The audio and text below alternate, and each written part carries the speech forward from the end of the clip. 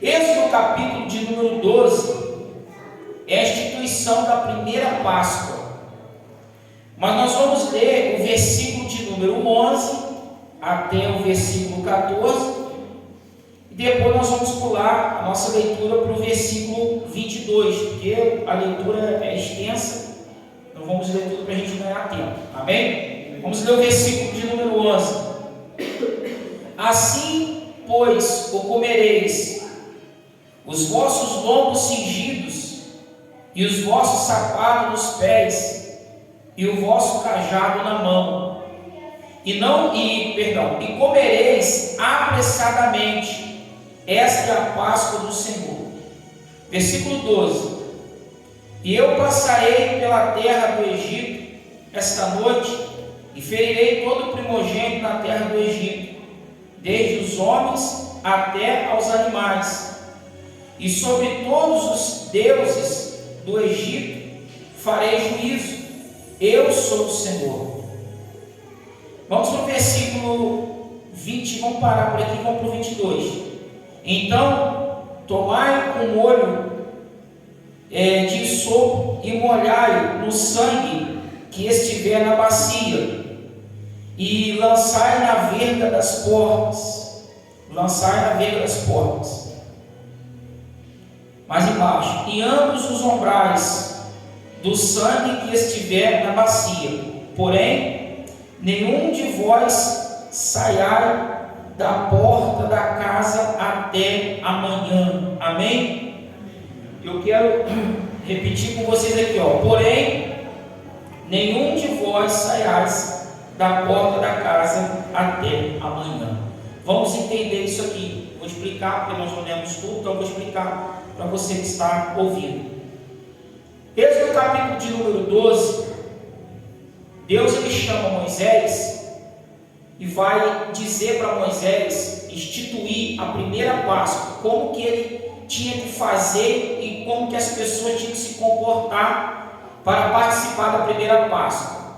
Essa primeira Páscoa, ela estava sendo feita ali ainda quando o povo de Deus estava escravizado. Quando nós chegamos nesse capítulo de número 2, já é o finalzinho dos juízos de Deus sendo executados sobre a terra do Egito, aonde o seu povo foi escravizado por muitos anos. Moisés aqui está sendo liderado por Deus, ou melhor, conduzido por Deus para tirar o seu povo da escravidão e atravessar o seu povo rumo à terra prometida.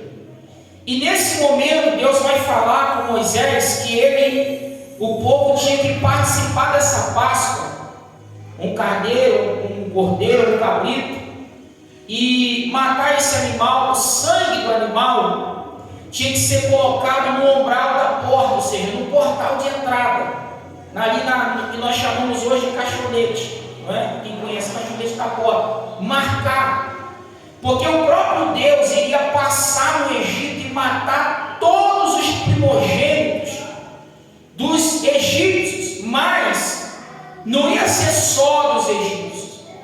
Em todas as casas que não tivesse o sangue na porta, ele ia entrar e ia matar. Então, se porventura um dos hebreus do povo de Deus não tivesse o sangue na porta, tivesse um primogênito, lembrando que esse primogênito, a gente pensa assim, que era criança, né? Não era só criança. Primogênito. Por exemplo, a minha primogênita é a Tabita, não é? O São José tem filhos, o filho pode ter 40, 50 anos, não sei a idade, mas o primeiro filho, o primogênito é o primeiro filho. Então, poderia ser uma criança, como poderia ser um adulto, desde que fosse o primeiro. Deus iria passar e iria matar. Mas a praga era direcionada para os egípcios. A punição era para os egípcios, não para o povo de Deus. Mas nós temos que entender que, mesmo Deus querendo executar um juízo para os ímpios, esse juízo também vem para a igreja. E Deus ele avisa: olha, se a igreja estiver como os ímpios, o juízo é igual para os dois. Então, se eles não fizessem, que eu já vou entrar lá, o que Deus estava mandando, Deus iria matar o primogênito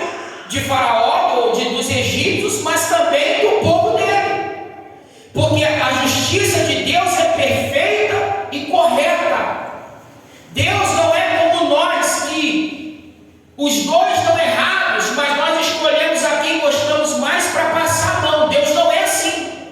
Se os dois estão errados, Deus pode amar os dois, ou pode amar um mais que o outro, independente, mas Deus julga com justiça da mesma forma. Quem está entendendo? Então, Deus diz para Moisés orientá-los: sacrifica o animal, pega o sangue e passa nos umbrais da porta, porque quando Deus fosse passar para matar, para ferir os primogênitos, a casa que tivesse com sangue na porta, Deus passaria por cima, o anjo da morte passaria por cima. Por isso a tradução da Páscoa, pensar, para que é passar por cima. Deus está dizendo: eu passarei por cima, não será ferido aquele que estiver debaixo da proteção do meu sangue. Esse sangue, esse cordeiro ou carneiro, representava o nosso Senhor Jesus Cristo, que, trazendo para os dias de hoje, representa o sacrifício que foi feito na cruz para nos salvar. Quem está entendendo? Vocês estão conseguindo compreender? Então hoje nós somos a casa em que o sangue está sobre nossos ombrais. Nós, quando aceitamos a Cristo Jesus, nós fomos lavados e remidos, comprados pelo seu sangue. O sangue de Jesus nos purifica de todo pecado. Então nenhuma praga, nenhum mal alcança a vida de quem está debaixo do sangue de Jesus. Glória a Deus. Então, só que, além de ter essa regra, disse o seguinte, aí eu quero ler com vocês aqui, versículo de número 2, versículo 2 ou 3, 4, capítulo 12, versículo 4, diz assim, ó: mas se a família for pequena para um cordeiro, então tome um só com seu vizinho perto da sua casa, conforme o número das almas, e comerei, e conforme o comer de cada um, fareis a conta para o cordeiro. Eu estava lendo em outra tradução, na Bíblia judaica, e em outra tradução que tem em casa, diz que se o cordeiro fosse pequeno, ou melhor, se o cordeiro fosse muito grande, assim, por exemplo, na minha casa, eu, minha esposa, Tata, Raquel e a Queta, que mora com a gente agora, se fosse muita carne, eu tinha que chamar o meu vizinho, né, que era do povo de Deus, para dividir, para a gente dividir, porque não podia ser muito nem pouco, tinha que ser o limite, não podia sobrar. E eu estava estudando e Deus trouxe ao meu coração que isso mostra o quê? Primeiro, divisão e comunhão. Muitas pessoas querem receber as coisas de Deus, mas não querem dividir com ninguém, Jesus.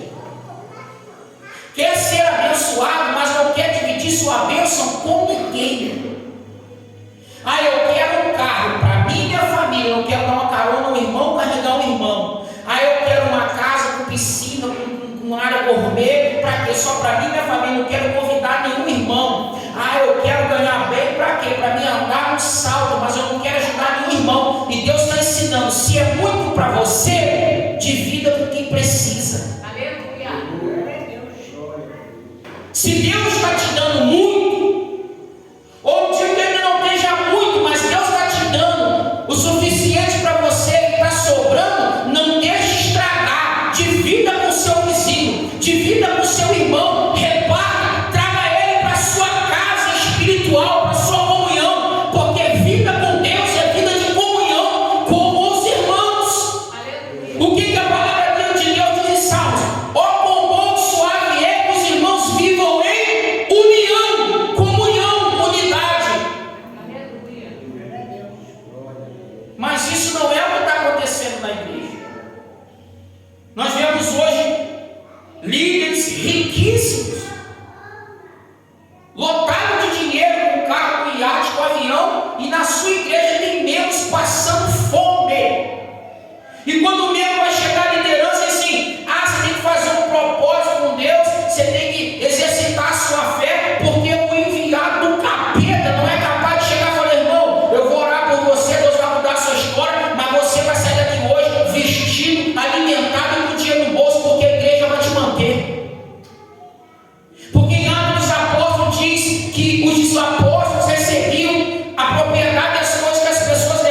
e repartiam com a igreja, e ninguém dali tinha necessidade de nada, todos eram iguais, porque Deus, aquele povo, ouvia, os apóstolos ouviam e cumpria o mandamento de Deus.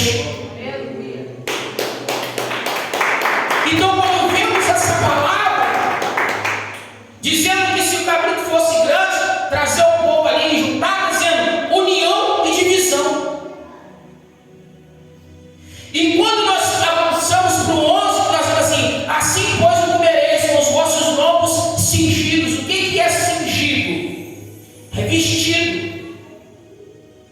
A gente fala, eu vou cingir aqui, a pessoa está de roupa, nossa, debaixo de espírito, vestido, mas cingir os lombos, colocar uma capa por cima. E Deus falou: comereis assim, com vossos lombos cingidos. Isso aqui foi real, foi literal. Tinha que botar a capa, a roupa, o sapato e o cajado preparado e comer apressadamente. Por quê? Porque quando acabasse aquela Páscoa, eles tinham que sair, porque Deus ia matar, ia dar aquele alvoroço. E o Faraó, como diz mais na frente, você vai ler, o Faraó reuniu Moisés e falou: ó, leva esse povo, leva depressa, some daqui. Porque Deus passou no Egito e matou os primogênitos, e foi uma gritarada, irmão. Imagina, na casa de um morria um, na casa de outro morria outro, e os pais, irmão, imagina a dor. E os pais começaram a gritar, vendo seus filhos morrendo, porque Deus estava punindo aquele povo por tudo que eles fizeram ao povo de Deus. Que o povo de Deus foi escravizado na mão de Faraó. Agora eu quero trazer uma alusão disso aqui para os fins dos tempos.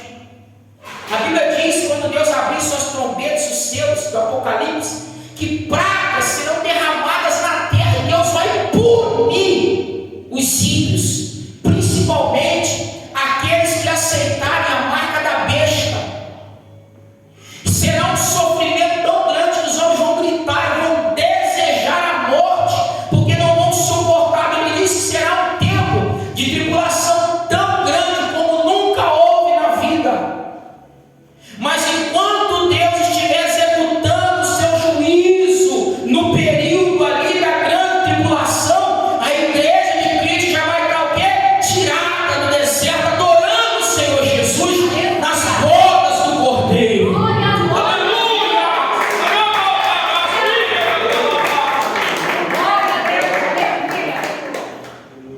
Nós hoje vivemos nessa terra sendo oprimidos, escravizados pelo governo, impostos, um governo sem lei. Nós somos oprimidos, pisados, humilhados, escorraçados. Mas vai chegar um tempo que o Moisés espiritual, que é o Espírito Santo de Deus, vai arrebatar a sua igreja para encontrar com o Senhor Jesus dos ares, e Deus vai executar juízos nessa terra. E quando ele diz lombos cingidos, é que nós temos que estar preparados com a nossa vestimenta espiritual. Nós temos que vestir uma roupa espiritual. Que roupa é essa? É a oração, é o jejum, é a leitura da palavra. E vai dizer que temos que estar com o sapato nos pés. O sapato para quê? Representa a preparação da caminhada do Evangelho. Porque se você tiver com um sapato forte, você pode pisar em cima de prego, de espinho, de madeira, de fogo, de brasa, e não machuca seus pés. Mas se você tiver descalço, você bota o pé, machucou, o espinho doeu, não é? Então, lombo cingido, sapato nos pés, vestimento espiritual e preparo para pisar em qualquer obstáculo e não parar e continuar. Porque quando nos deparamos com um obstáculo, a gente para. Ah não, hoje está frio, hoje está chovendo, hoje estou com dor de cabeça, hoje eu estou cansado, hoje eu não vou. Você não tem preparo no seu sapato, você não está calçado, você não está com as armaduras de Efésios 6:10, capacete, couraça, escudo, espada, preparação, a bota do soldado calçado, preparação para a guerra, vestimenta para a guerra. Deus está dizendo: põe a capa, porque o deserto era frio, ia sair de madrugada, pega o sapato, se calça bem para não machucar os seus pés pela estrada, e ele vai dizer: e o cajado era para guiar eles ali, né? Alguma pessoa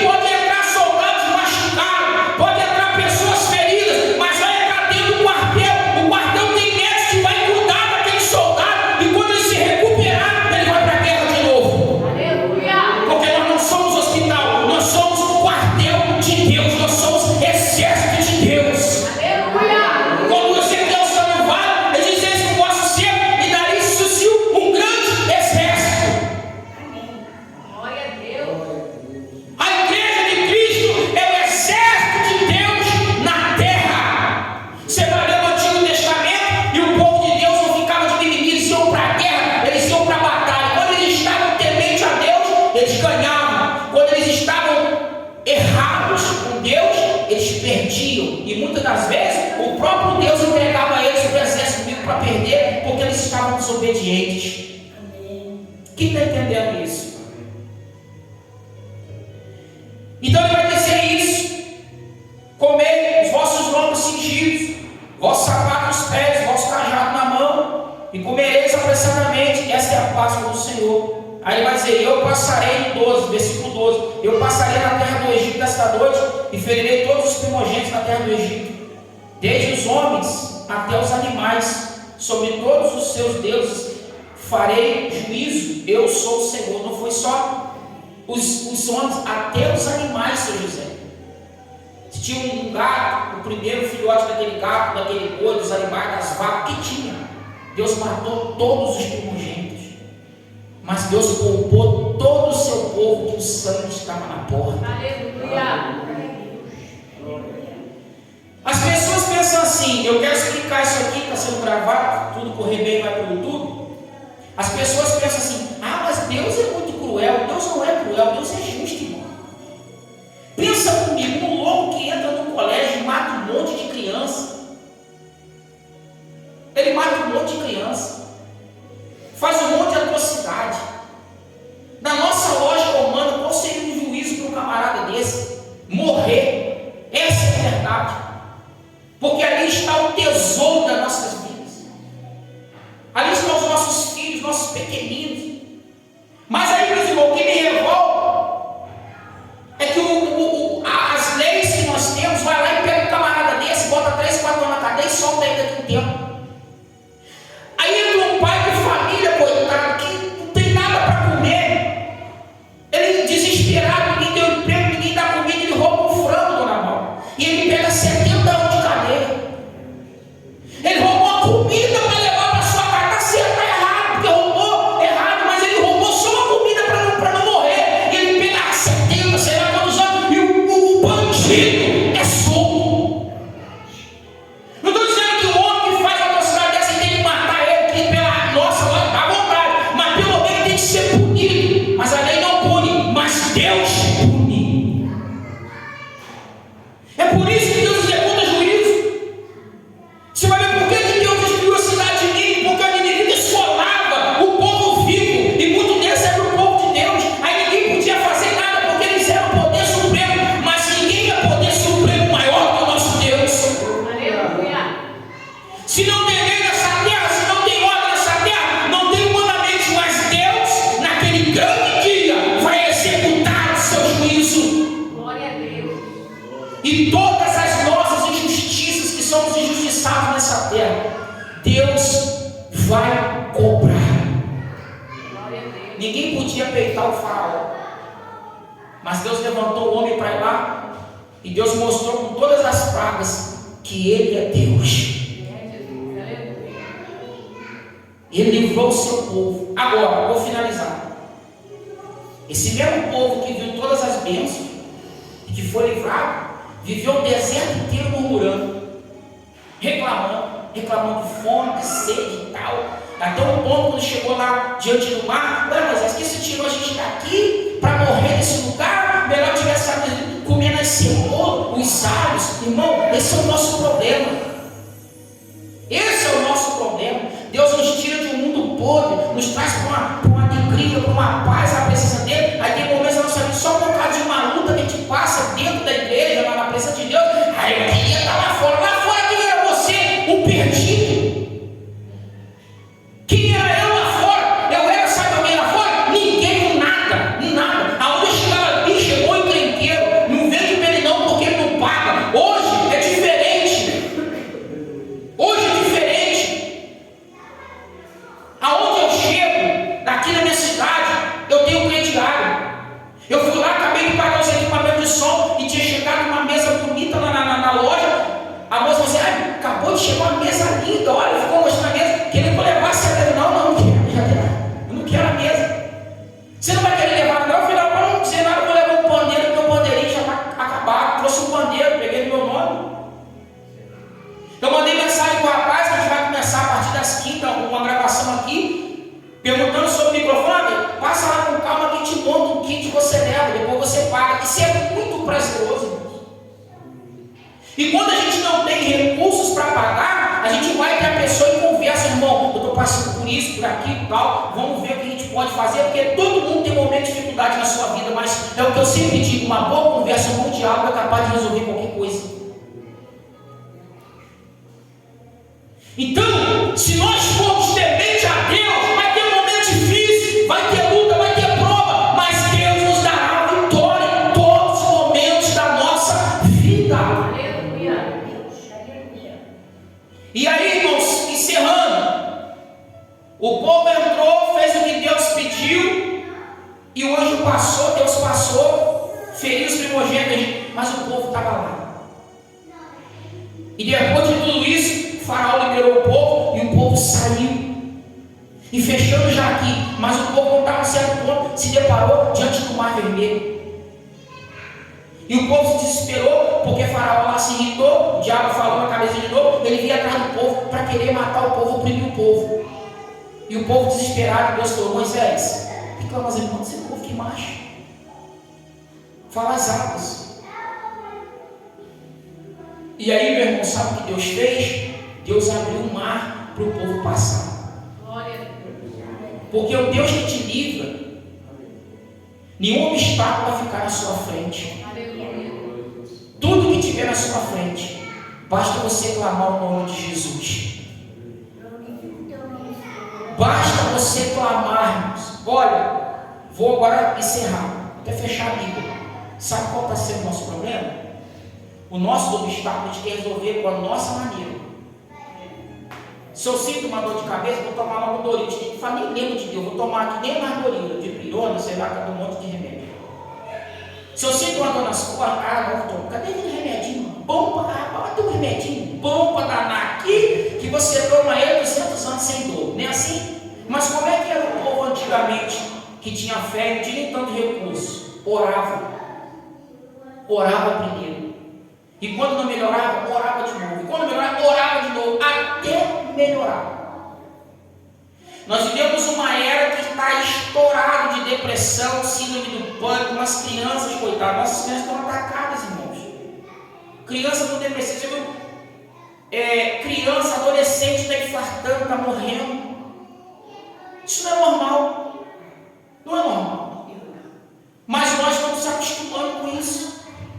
Não podemos, o que Paulo diz aí? Se eu me lembro, Romanos 12 ou 13.